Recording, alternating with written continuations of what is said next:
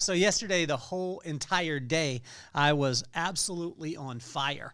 The reason why is because the episode yesterday, episode 460, was with Rick Burkholder. He's the vice president of sports medicine and performance for the Kansas City Chiefs. And got a chance to be able to talk about Patrick Mahomes, Andy Reid, Travis Kelce, Michael Vick, Donovan McNabb, Terrell Owens. I mean, it was just mind-blowing. And what it did is it came down to a couple little, when I say little principles, these principles were unbelievable. But if you haven't got a chance to watch that episode, you have to. You have to go back. Episode 460, Rick Burkholder. The guy is unbelievable. And what he gave me in 4 simple things to be able to work the culture and to be able to have a championship culture. 1, eliminate distractions. 2, create energy. 3, prepare and practice so you fear nothing. And then finally, attack everything. And it was right in line. This is the crazy thing about spending time in the Word and spending time with God, because 3,000 years ago, the corresponding proverb for the corresponding day, which yesterday was June 20th, and we went through on Proverbs 20, and I went in and I prepared on my notes yesterday on Proverbs 20, and it was amazing because the whole entire message was get ready and stay ready. So today we're going to be diving into that, helping us to understand. I heard that throughout my life. Get ready, stay ready. But I didn't know the steps in which to take. And so God broke it down for us in Proverbs 20, like he always does. Little inchstones, not the milestones, but the little tiny things, the inchstones that you can put in place that when you pile them up, they'll become the milestone. So why don't we get this party started?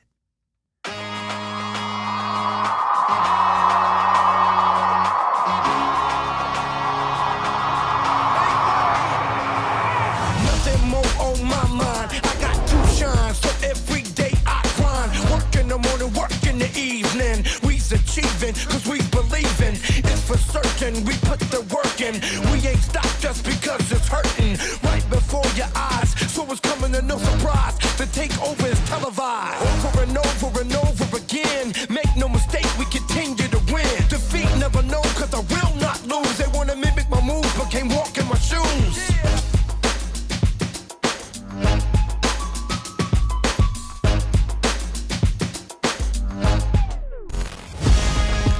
What if God was just preparing you for the blessing that is coming? I had this conversation with my brother a couple months ago, and I sat down with him, and I told him, hey, I wonder if this is the right thing. And I asked him, and he said, well, let's take the money out of it. Let's take the rewards out of it.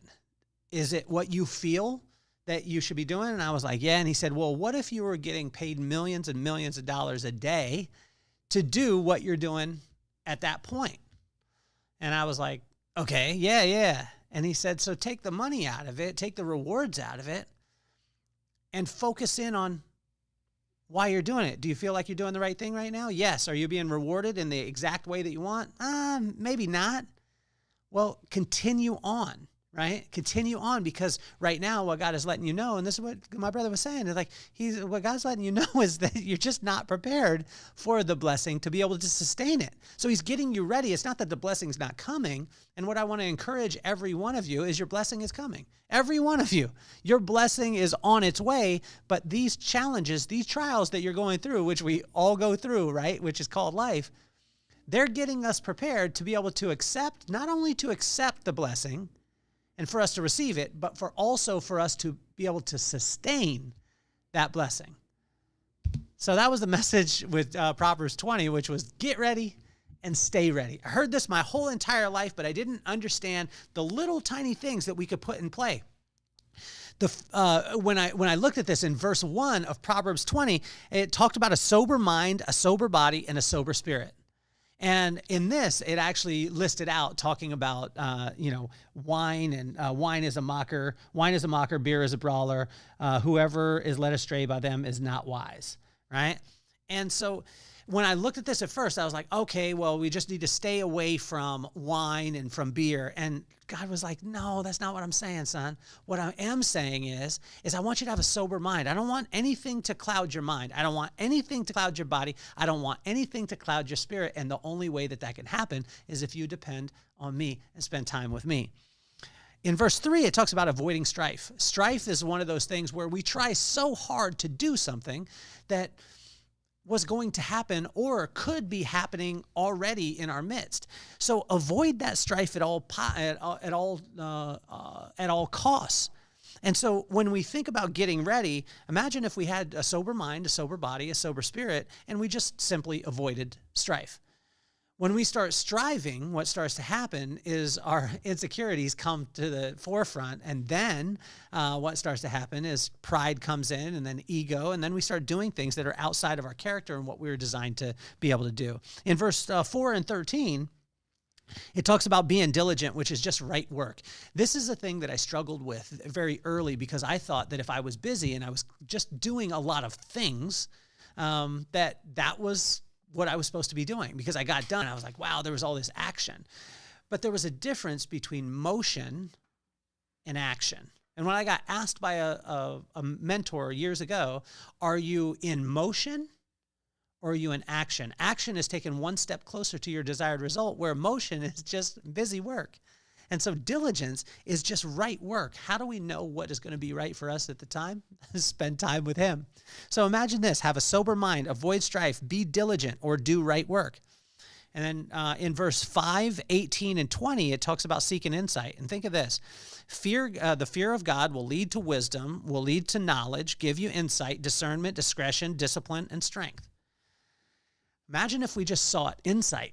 And we wanted to be able to have insight into those areas. In verse 5, 18, and 22, it talks about this to get us ready, but not only to get us ready, but for us to stay ready.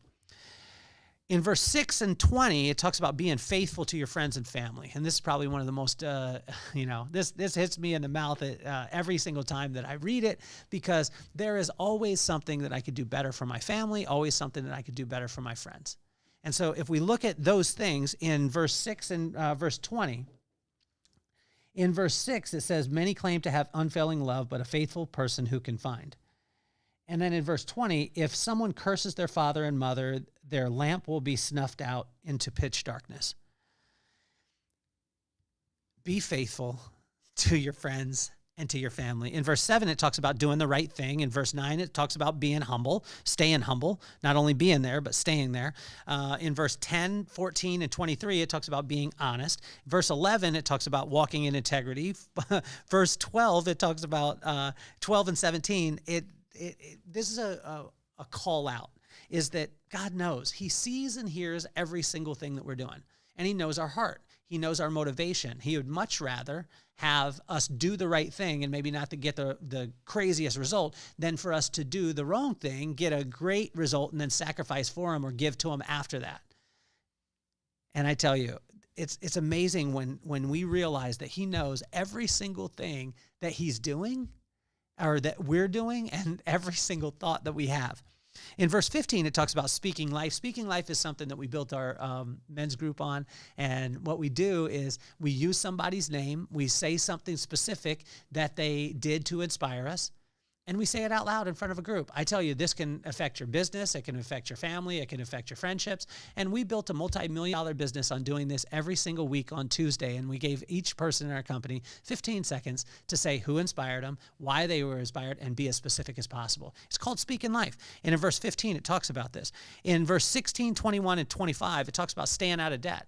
Staying out of debt. And then in verse 24 and 27, it just talks about giving it up. Like, give it up, because he's the only one. Like, if you want to get ready and you want to stay ready, focus on him and he will do all the work, right?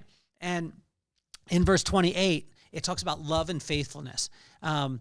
This is an amazing thing, because these two words, love and faithfulness, right? Love and faithfulness. It has the power to get you ready and to keep you ready. And in verse 29, his grace will provide endless supply of both. And I want to read this verse to you in verse 29. It says, the glory of young men is their strength. Gray hair is the splendor of old.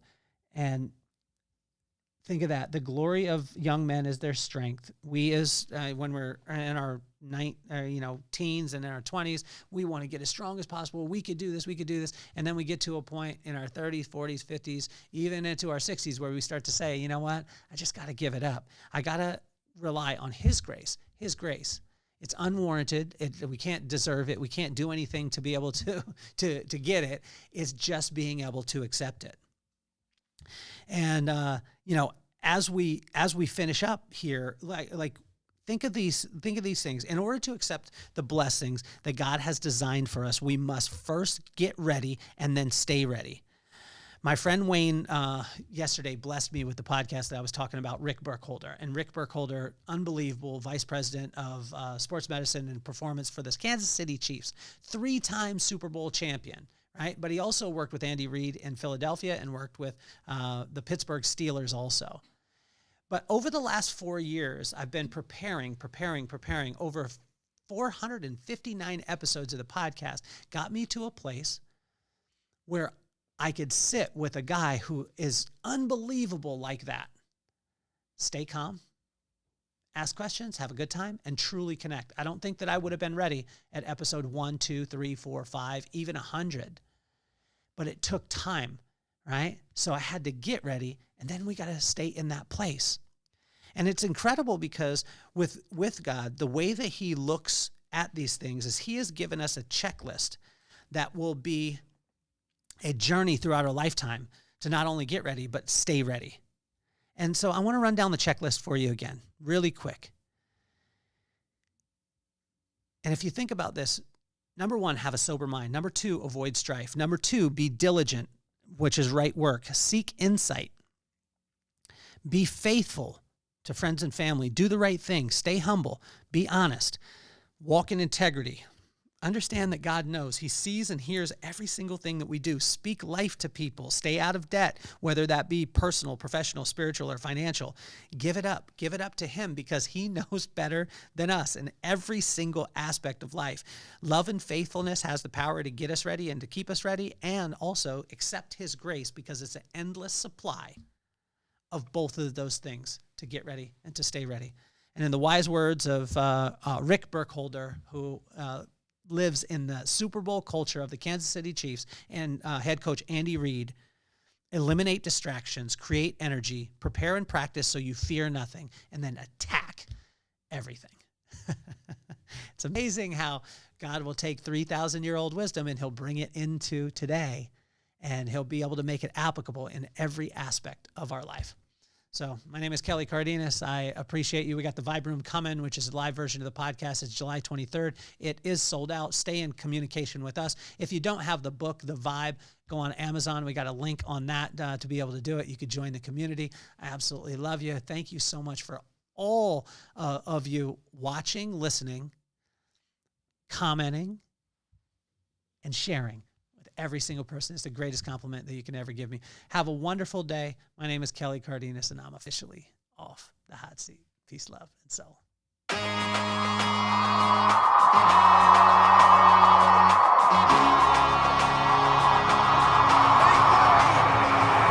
Nothing more on my mind. I got 2 shines, so every day I grind. Work in the morning, work in the evening. We's achieving, cause we believing. It's for certain, we put the work in.